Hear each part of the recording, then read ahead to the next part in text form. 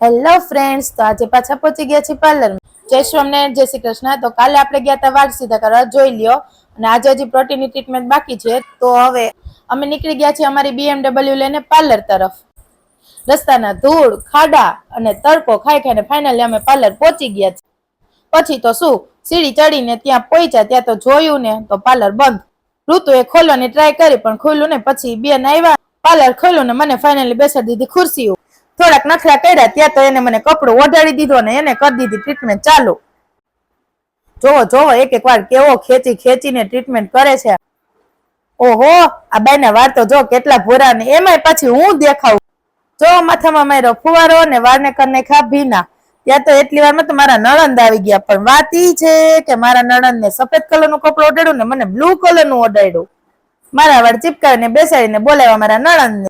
એટલી વારમાં તો ઋતુને લાગી ગઈ ભૂખ ને ઈ વહી ગઈ ખાવા. અને મને પાછી બેસાડી ટેબલે ને નાખવા માંડ્યા હવા. અને ઈ તો પછી વાળમાં ધોવાણા કાઢ્યા. હા હા હા, ધોવાણા કાઢ્યા પછી જો મારા વાળ કેવા મસ્તીના થઈ ગયા છે. હા હા હા.